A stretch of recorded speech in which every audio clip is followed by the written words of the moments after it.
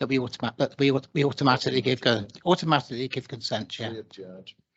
We have a policy at this council which has been agreed. It's gone through public and examination in public. We have a policy. Simple as record, that. it's despicable. Excuse me, I haven't finished yet. We have a policy, and until that policy is changed, it's still applied. Councillor Goodrick, I think you.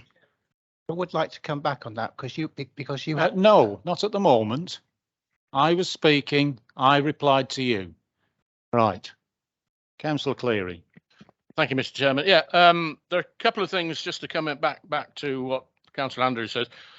We are already debating local needs occupancy. That's a separate issue that those of us who are debating will put forward as a recommendation to policy and resources, who will decide what they will recommend to full council to decide what the policy will be in future. I have every sympathy with the idea that because it's such a ridiculous policy, it's been accepted, so it's policy. We have to stick to it. I have every sympathy that we should treat lots of these things, if and when they come forward, in the same way as any other application, as an individual application. If they are supported by the wealth of marketing evidence that we've seen tonight, then they'll go through.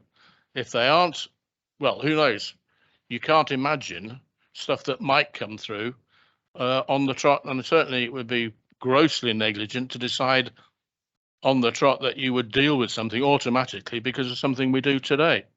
It's certainly not, it's not how planning committees work. Councillor Goodrick. Thank you, Chairman. The top and bottom of it is we've always considered the removal of a local needs occupancy clause as an individual item. We're not here to rewrite the policy. This committee is here to apply the policy, and the policy is we apply a local needs occupancy clause on housing where they are not part of the development process for housing. So that it's as simple and as straightforward as that.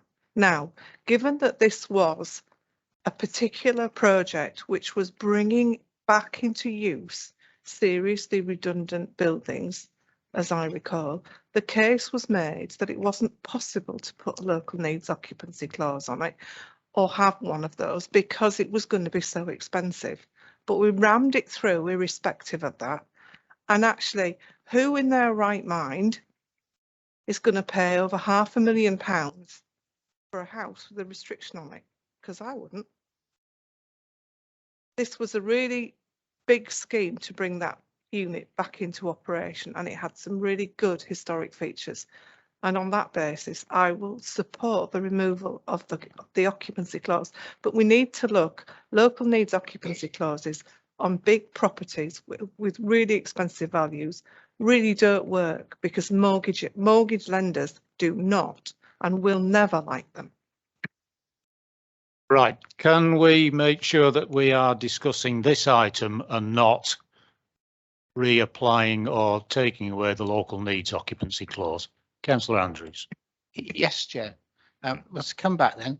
If therefore we are going to apply the policy, then there is a piece of information which is missing, which is not in front of me, as Councillor Thackeray says. And in my view, it would be wrong for us to make a decision until we have looked at that document and had an officer's report on it. And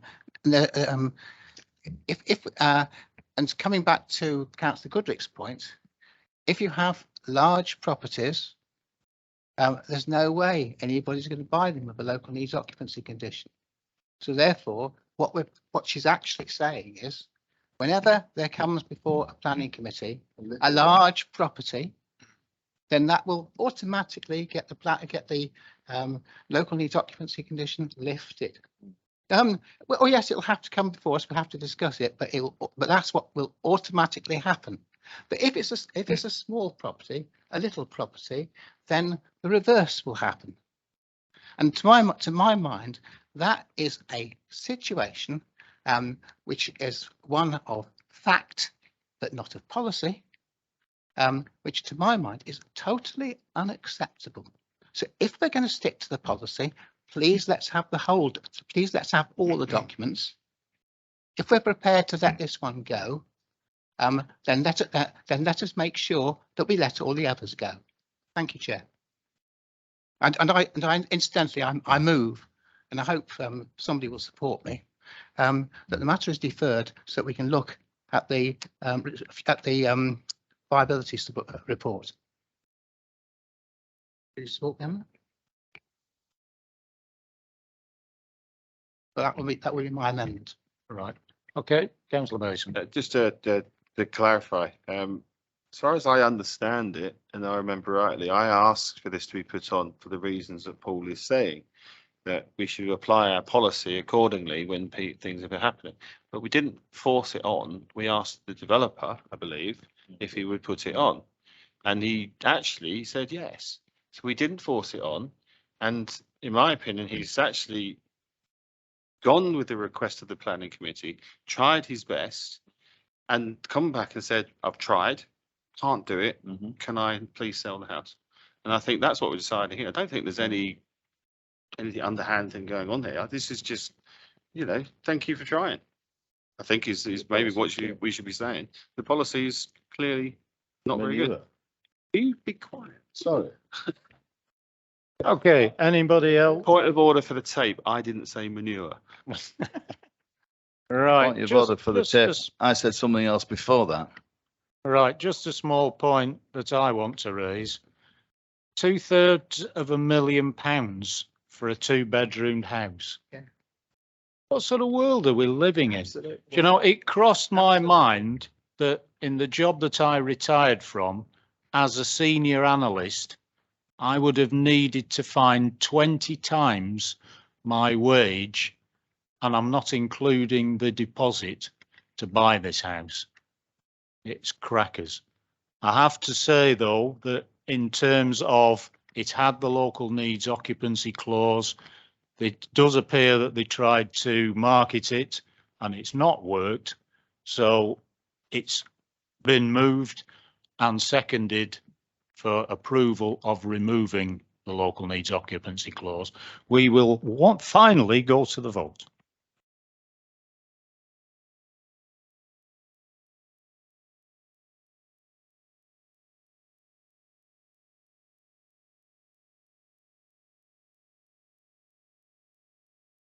That is 5 votes for and 2 abstentions, so that is carried. That takes us to any other business you'll be pleased to hear. I have no any other business other than we have a site visit to Wombleton. So, what have we? I think, Chairman, it's probably, and I'll just ask Hayley to have a look at the calendar, probably the 6th of December would be the date. But I think we would need to check Emma's availability. I think members were quite keen that Emma attended the site visit. Yeah. Yeah. Is everybody okay for the 6th? Oh, blimey, how early?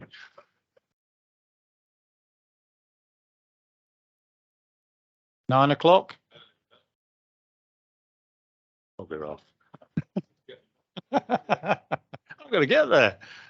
I think 9 o'clock, Tuesday the 6th. That, yeah, subject to Emma's availability. And as a backup, can we just check the 7th?